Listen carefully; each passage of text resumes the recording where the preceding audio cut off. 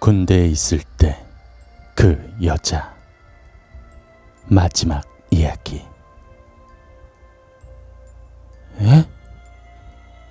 나도 너처럼 그 여자 봤다고. 그런데 왜 가만히 계셨습니까? 정상병은 담배꽁초를 슬리퍼 바닥으로 짓이기고 다시 담배 하나를 꺼내 물었다. 그리고 미간에 깊은 주름을 만들며 말을 이어갔다. 반투명한 힘얼건 여자 형상이 허공에 반쯤 떠있더라. 그건 살아있는 사람이 아니었어. 내가 어떻게 해볼 상대도 아니었어.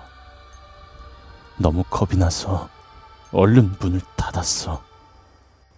정신 차리고 뭔가를 해야겠는데, 아니, 미친 척이라도 하고 싶었는데, 네가 그러고 있는 걸 보니까 갑자기 화가 치밀었다. 미안하다. 아닙니다. 그런데 왜 수송관이나 중대장한테 그 얘기 안 하셨습니까? 넌 부사수고 난 사수 아니냐. 게다가 다음 달이면 병장 달 놈이 그런 소리 하고 있으면 날 뭘로 취급하겠냐. 본의 아니게 너만 찌질한 놈으로 만든 것 같다. 그해의 장마는 너무나도 길게 느껴졌다. 정상병은 조금씩 정상을 찾아가는 것처럼 보였지만 여전히 부대원들은 야간 근무에 대한 공포감을 떨쳐버리지 못하였다. 원래 조명이 없는 탄약고에 백열등이 설치되었고 조금만 이상한 징후라도 보이면 위병소에 불이 켜지기 일쑤였다. 우리는 빨리 파견 나간 부대원들이 돌아오길 염원했다. 다시 한번 소동이 벌어진 것은 장마가 끝나갈 무렵이었다. 완전히 장마가 끝났다고 봐도 무방할 정도로 며칠 동안 구름만 껴 있었고 비가 거의 오지 않았다. 그날은 야간 사격을 하는 날이었다. 주간 사격 때는 보통 소대장이 인솔을 하는데 그날은 중대장까지 참가를 하였다. 우리 부대는 자체 사격장이 있다. 연대나 사단 규모 사격장보단 작고 표적도 자동화 타깃이 아니지만 150m까지 표적을 설치할 수 있는 비교적 중급 규모의 사격장이었다. 대신 사로의 수는 작아서 동시에 5명 정도만이 쏠 수 있었다. 조그만 산 중턱쯤에 사격장이 자리 잡고 있으며 사로로부터 뒤쪽 10여 미터 아래에는 작은 연습장 겸 대기소가 있다. 그날 야간 사격은 0점 조준용 종이 타겟을 25m 전방에 놓고 실시하였다. 야간 사격을 할 때는 간음자와 간음쇠에 형광물질을 바른다. 야간 사격은 간음자 구멍을 통해 조준이 어렵다. 따라서 두 군데에 발라놓은 형광물질의 위치를 일치시키고 대충 쏘는 것이다. 그렇게 해도 표적이 보이지 않기 때문에 표적을 맞추는 것은 사실상 불가능했다. 그 누가 보름달도 아닌 구름 낀 금음달 아래에서 보이지도 않는 25m 거리에 있는 A4 규격의 황토색 재생용지를 맞추겠는가. 그냥 감으로 쏘는 것이다. 때문에 가끔 말년구첨들은 소총의 조정관을 단발이 아닌 자동으로 놓고 9발을 그냥 드르륵 갈겨버리기도 한다. 말년 병장들이 하니까 중대장이 모르는 척하는 거지. 내가 그랬으면 당장 얼차려를 받을 일이다. 1조 탄창 삽입, 탄창 삽입, 탄알 일발 장전, 탄알 일발 장전, 조정관 단발, 조정관 단발. 준비된 사수부터 사격 개시. 나는 화약 냄새가 좋다. 어깨를 전해지는 소총의 반동이 좋다. 그리고 이산 저산에서 메아리치는 소총 소리가 좋다. 나는 총을 잘 쏜다. 논산훈련소 자동화 타겟에서 20발 중 19발을 맞춘 적이 있다. 태어나서 처음으로 쏴보는 총이었는데 조교가 사회에서 총을 쏴봤냐며 물을 정도였다. 지금 생각해보면 사격은 나에게 군생활 동안 고마운 존재였다. 나에게 휴가를 한 번 더 보내주었으니까. 안전검사를 마치고 1조 사격이 끝나자 뒤에 대기하고 있던 2조가 사로로 진입했다. 바로 그때였다. 사격 중지. 중대장의 엄명이 떨어졌다. 중대장이 왜 사격을 중지시켰는지 사로에 서 있던 모든 부대원들은 그 이유를 알 수 있었다. 표적 너머 숲이 시작되는 곳에 힘을 건 형상이 서 있는 것이 보였기 때문이다. 몇몇은 보이지 않는다고 했지만 대부분은 볼 수 있었다. 사람일 리는 없다. 사격장 주변은 목책과 시멘트 방어벽으로 이중으로 둘러싸여 있다. 사람이 들어올 수 없을 뿐더러 일단 부대 반경 3km 이내에는 민가가 없다. 인접한 부대도 없다.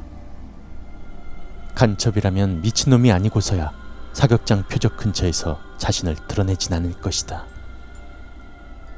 게다가 사격 전에 표적지 주변을 순찰하고 사격 5분 전엔 사이렌까지 울리고 경고방송까지 한다.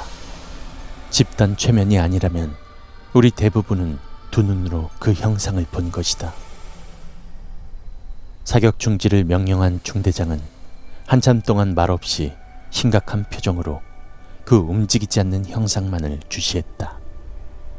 그리고 큰 소리로 그 형상에게 말을 걸었다. 어이, 거기 누구요? 메아리처럼 중대장의 목소리가 사격장 주변을 맴돌았다. 아무 반응이 없는 그 형상. 갑자기 중대장이 그 형상이 있는 표적지 뒤의 숲을 향해 미친 듯이 뛰어갔다. 어둠 속으로 사라져가는 중대장. 잠시 후 그의 목소리가 들렸다. 우리 얘기 좀 합시다. 그러나 여전히 그 형상은 말이 없었다.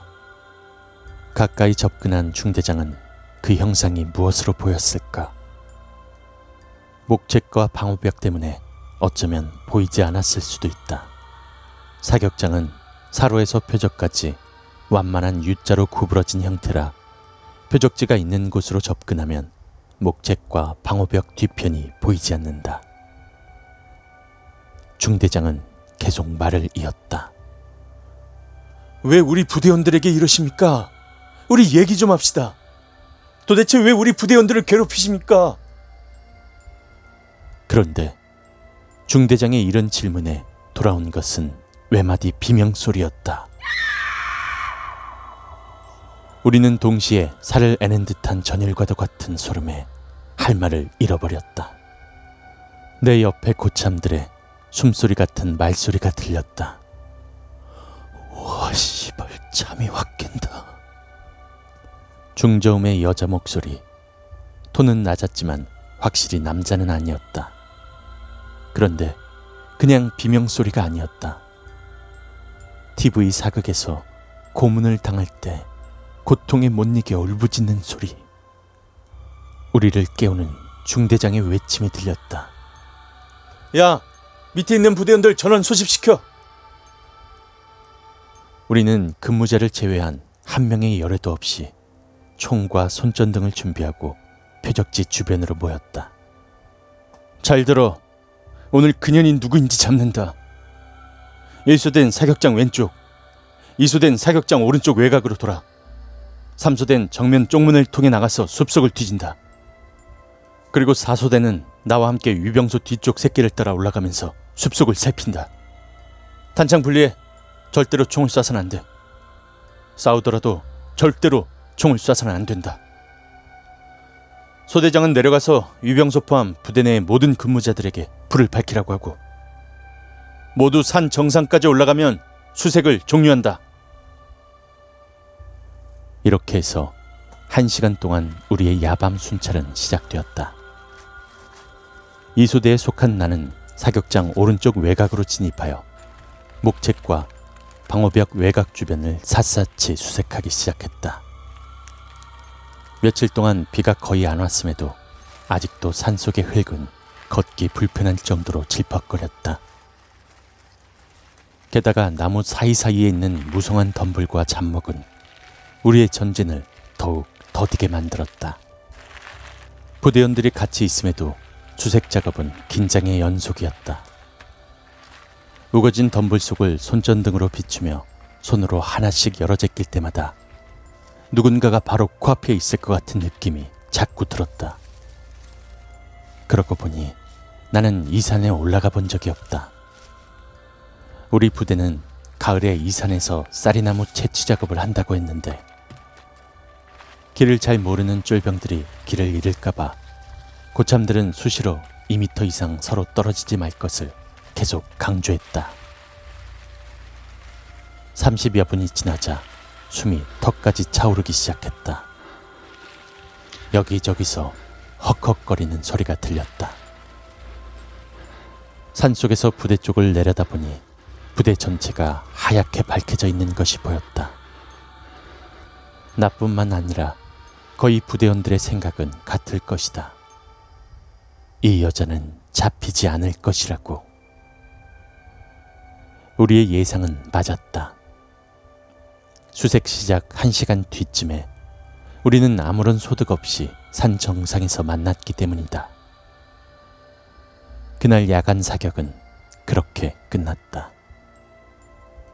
밤 12시가 넘도록 행정반에서 중대장과 소대장 그리고 말년 병장들이 얘기하는 소리가 들렸다. 귀신 소동을 겪었던 모든 사병들과 말년 병장들, 소대장, 수송관 모두가 다음날 아침 중대장에게 불려갔다. 물론 나도 거기에 속해 있었다. 모두들 하나부터 10까지 빠짐없이 얘기를 하는데 1시간은 좋게 걸리는 듯 했다.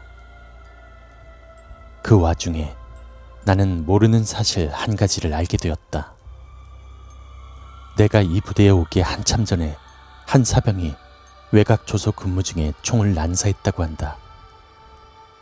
다행히 같이 있던 근무자를 포함해서 아무도 상해를 입진 않았지만 그 사병은 군기 교육대로 끌려갔고 부대에 복귀했지만 적응하지 못하고 결국 다른 부대로 전출 갔다는 것이다.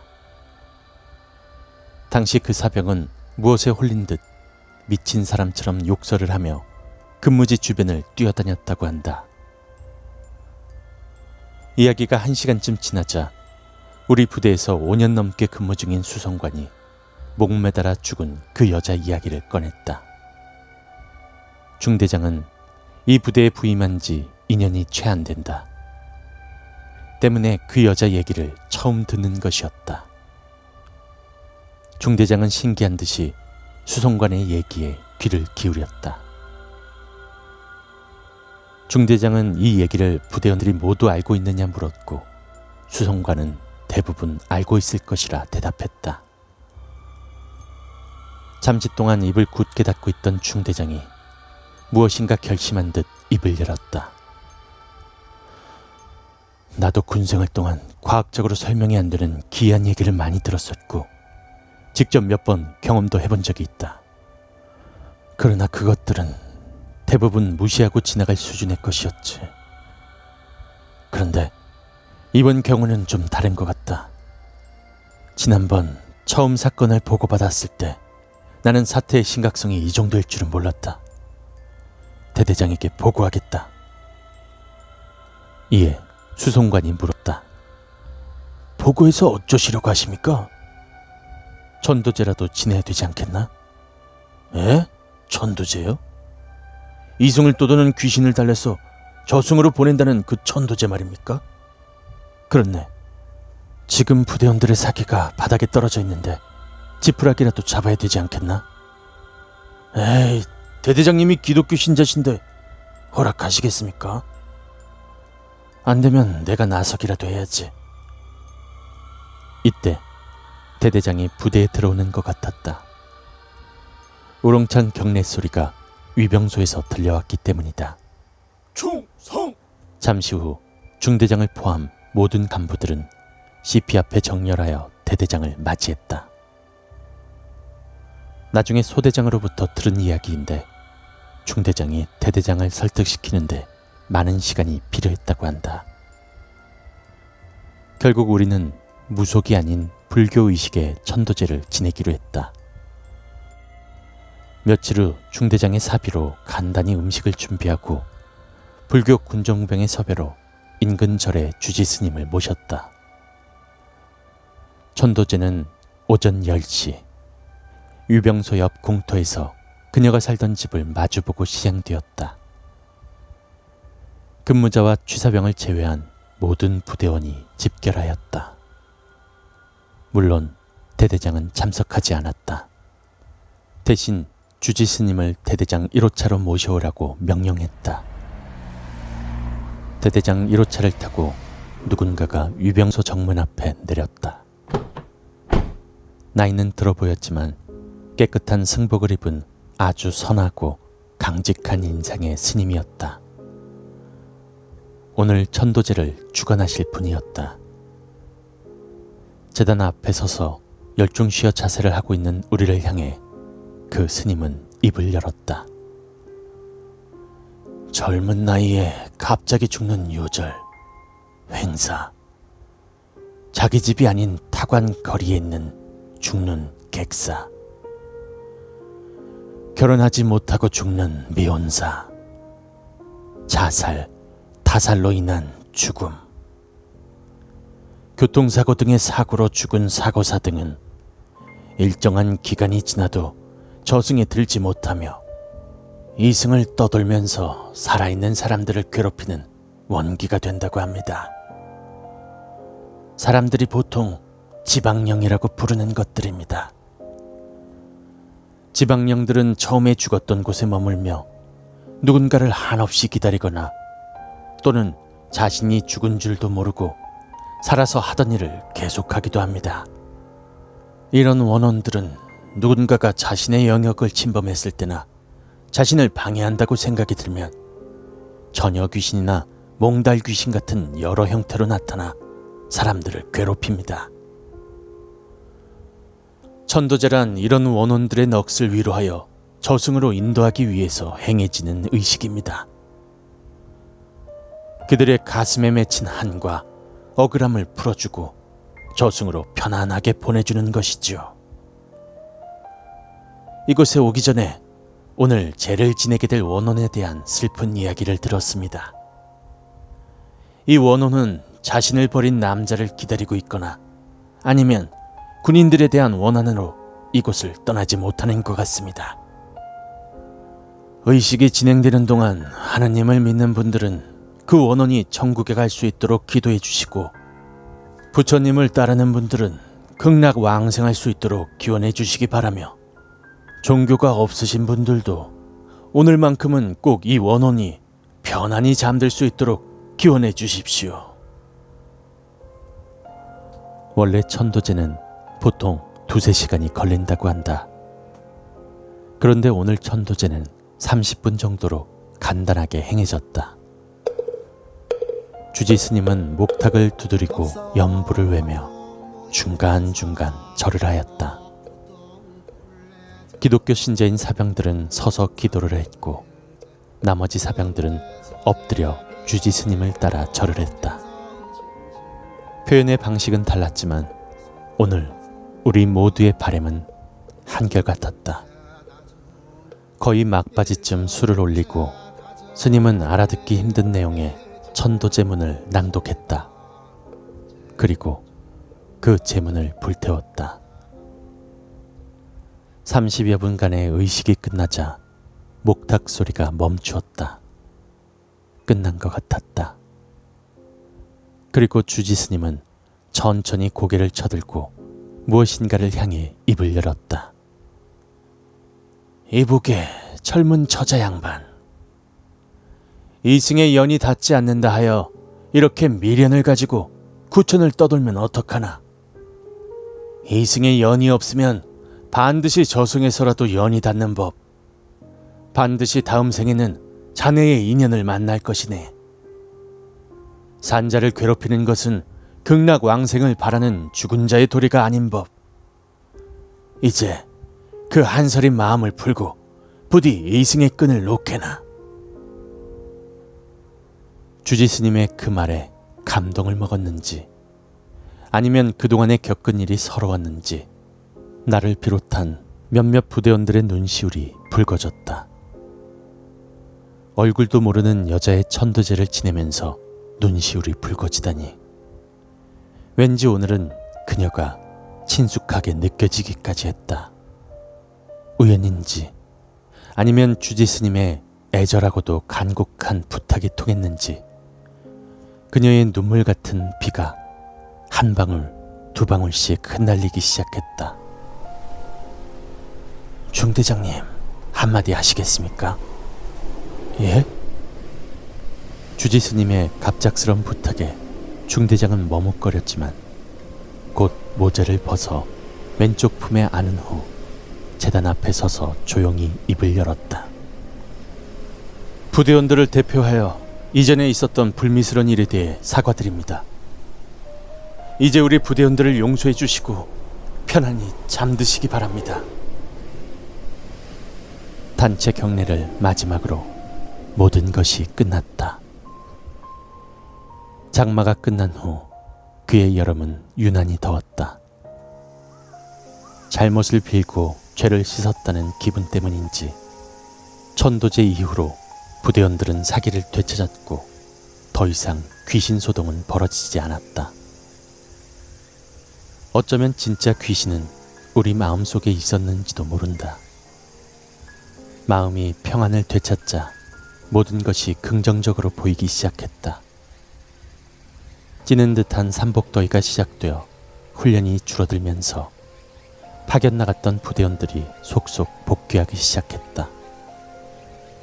근무 일수는 눈에 띄게 줄었고 부대 생활은 정상으로 돌아갔다. 그동안에 일어났던 일들을 복귀한 부대원들에게 얘기하자 그들은 마치 재밌는 영화라도 보는 양 신기한 듯 듣고 있었다.